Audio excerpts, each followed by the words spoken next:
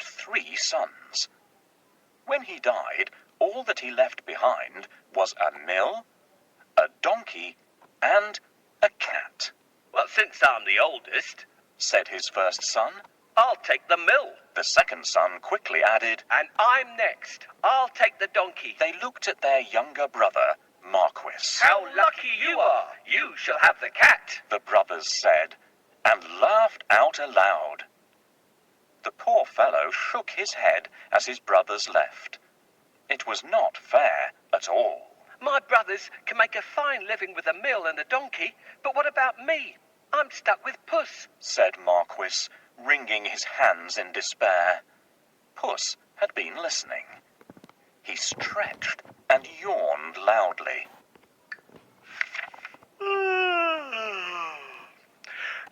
Now, you won't have to worry when I'm around. All I need is a bag and a handsome pair of boots, and I'll be able to take care of us both." "Sure you will," thought Marquis. But to be fair, he had seen Puss use many tricks to catch mice and rats. If nothing else, they wouldn't go hungry. Soon the cat was given his own pair of boots and the new bag that he had asked for. The boots fitted him perfectly, and he looked very smart. Puss packed a juicy cabbage and some bran in the bag, and slung it around his neck. He polished his whiskers and set out. Puss headed straight to a spot where there were plenty of rabbits.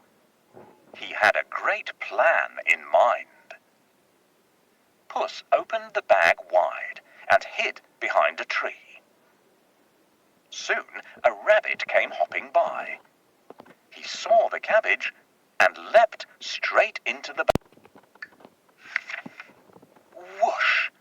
As quick as the wind, Puss grabbed the bag and tied it closed with a piece of string. With the rabbit in his bag, Puss walked straight over to the king's palace. He bowed low and presented him with the rabbit. "Your Majesty," said Puss in Boots in a royal voice, "this humble gift comes from my master, Lord Marquis of Carabas." This was a fancy name that Puss had chosen for his master. "What a thoughtful gift," said the king, who loved roasted rabbit. The next time, Puss managed to catch a brace of partridges and took them once again to the king. "This is wonderful. Tell your master I'm very pleased," said the king, who loved partridge stew even more. This went on for 2 months. Puss was becoming an expert at catching game, and the king was getting plumper. Puss knew a lot of things. He was such a clever cat. For instance, he knew just when and where the king would be out riding in his carriage with his daughter. "I think that the Marquis and I should go out for a walk today," thought Puss one sunny Saturday.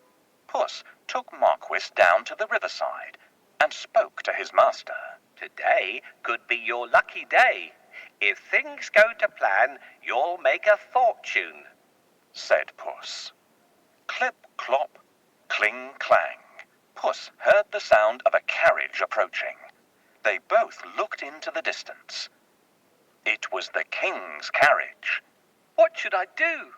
Marquis asked, ready to obey. He had grown happier with the food Puss brought in every day. "Go and bathe in the river. I'll take care of everything else," said Puss. "Is that all?" cried Marquis. He pulled off his clothes and jumped into the river at once. Splash! Quickly, Puss hid his master's clothes behind a rock. "Help! My master is drowning! Somebody save him!" Puss wailed. He was trembling from head to foot. The king recognized Puss at once. He remembered all the lovely meals he had enjoyed thanks to the cat.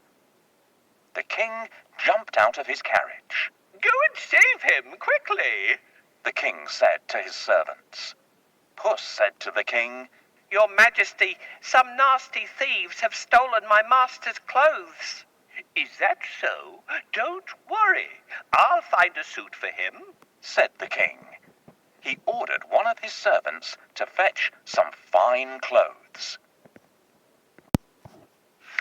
Soon Marquis was pulled out of the water, and the king's servant handed over a handsome suit for him to wear.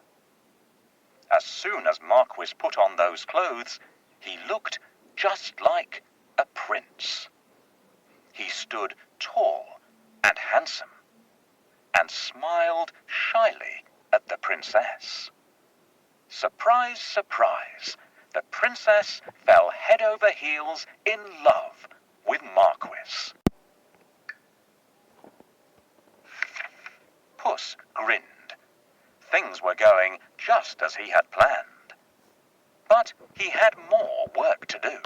If you will excuse me, I'll go and make suitable arrangements to receive our king at the castle, Puss said. Marquis was puzzled, because he didn't live in a castle. But he kept quiet. Puss ran ahead and met some men mowing the fields. My good fellows, stop your work and listen. The king is coming this way, and you are all in grave trouble. The only way to save yourselves is to say that these fields belong to the Lord Marquis of Carabas, Puss announced. The mowers looked at Puss in surprise. They were scared. This Lord Marquis must be very powerful, they thought. They agreed to do exactly what the cat said, to save themselves. Puss went ahead and saw some men and women reaping grain in a field. My good fellows, you can reap later, but listen to me now. The king is coming this way, and he'll make mincemeat of you, unless you say that these fields belong to the Lord Marquis of Carabas, Puss announced. The reapers were very puzzled, but they definitely did not want to become mincemeat. They promised to tell the king that the fields belonged to nobody but Lord Marquis of Carabas. Puss went ahead and warned everybody to tell the king that the land belonged to Lord Marquis. The people thought that it wouldn't be right to mess with Lord Marquis. They decided to do exactly what the cat asked. But Puss had still more work to do. Huff, puff. He ran all the way until he reached a huge castle. Can you guess whose castle it was? Yes, the castle and all the lands belonged to a fierce and powerful ogre. But Puss was not scared of the ogre. He knocked at the castle door. Blim, blam. 2 guards opened the door. I'd like to pay my respects to your mighty master, said Puss. The guards knew that the ogre loved anybody who admired him.